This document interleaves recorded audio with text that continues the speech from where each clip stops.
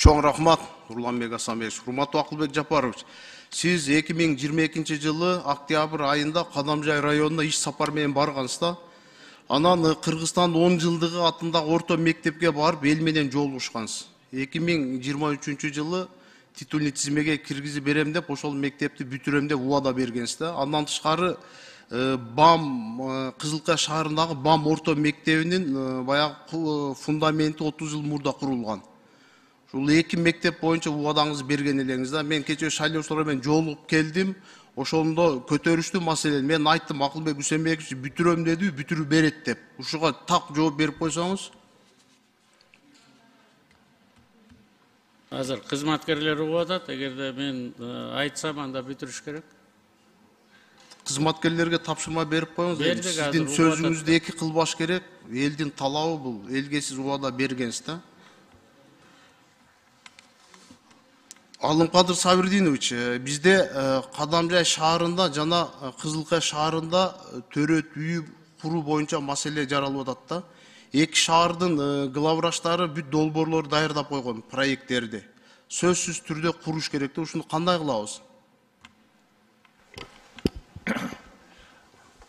Рысбек Исламович, мынакей азыркы кезде экономикасы көтөрүлгөн сайын президентибиз дагы, Акылбек Үсенбекович дагы айтып атат, ушул жылдары ушундай муктаждык болуп аткан жерлерге куруп беребиз деп.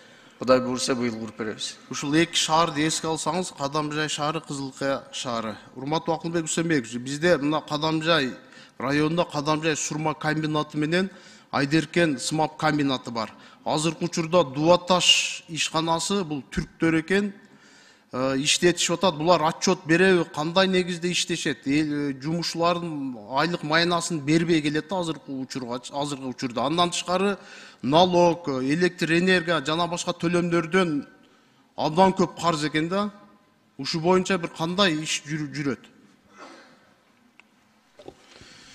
Рысбек Исламович, Дуаташ отчетун берип турат. Казыр карызы чындап эле бар.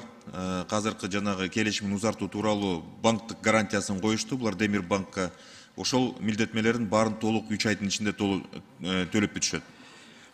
Булар келишимди азыркы учурда 25 жылга мөөнөтүн узартабыз деп жатат да, туурабы? Ооба. 25 жылга узартканда булар эч качан пайда алып келбейт. Жок, кошумча ошол жерде имараттарды сатат келечекте, талкалап качып кетет. Рысбек Исламович, сатканга мүмкүнчүлүгү жок. Алар только пайдалануу келишимин гана эметишет. Кошумча инвестиция салгандан кийин баштап, ошондон кийин гана узартылат. Казыр алар милдетмесин алып, банктык гарантиясын коюп беришти. Ким жоопкерчиликти карайт булар боюнча? Казыр келишим узартуу боюнча Фуги казыр ошол келишим түзүүрдүн алдында жана банктык гарантиясы менен толук камсыздап берет жана болгон карыздардын баарын. 3 жылдан бери эчтеке аткарган жок го? Туура, 3 жылдан бери төлөгөн жок. Ошон үчүн банктык гарантиясын бермейин иш жүргүзбөйт. Банктык гарантиясын коюп атышат. 3 айдын ичинде толук салык жагынан дагы, электр энергия жагынан дагы бардык карыздарын жана айлык майналарын дагы толук кутулат. Кепилдиксиз берет экенсиз да келечекте анда, Ошонун үстүндө иштеп атабыз. Анткени чындап эле төлөмдөр жок болгон, ошон үчүн талап ошол төлөмдөрдүн баарын төлөп бүтмөйүн иш жүргүзбөйт. Азыркы учурда Дуаташ компаниясынын спецтехникалар жанагындай Гусейништин трактор дейби, ошол Минтранстын балансында турган Айдеркен шаарындагы жолдорду талкалап бүттү. Тилек Кыдырмаевич, ушу боюнча тапшырма берип койсоңуз, 46 депке, Кадамжай 46 деп барып текшерсин, жолду талкалап бүттү, былтыр сиздер салган жолду. Акылбек Үсенбекович, мына Баткен областында 500 миллион бөлүнүп атпайбы өнүктүрүү багытында? Эч кандай мындай жакшы көрүнбөй жатат да, асфальт эте албай жатат да. Жоопкерчиликти ким алат бул боюнча? 500 миллион боюнча. Губернатор өзү алат. Арткан акча кайра Бишкекке, бюджетке кетип калып атат да. Туурабы? Жок, алар асфальт эте албай жаткан акчалар боюнча. Эгерде жылдын аягында асфальт этилбеген акчалар кайра келет, анан эмдиги жылы кайра берип атпайбыз. Ошону бербей эле жанагы ремонт, бала бакчаларга жумшасак болбойбу арткан акчаны? Жок, биз өнүктүрүү фонддорунун өнүксүн деп бергенбиз да. Биз жана 3 миллиард 200 миллион Ысык-Көл облусунун фонд развитиясын баш аягын таппай койдук.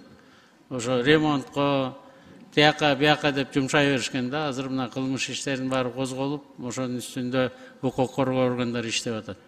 Бул өнүктүрө турган, жаңы заводдорду кура турган, жаңы жумуш орун кура турганга жиберейли, бизнес проектлер жасагыла деген ниет менен биз берип атабыз бул фонддорду. Жакшы ишке ашпай жатат.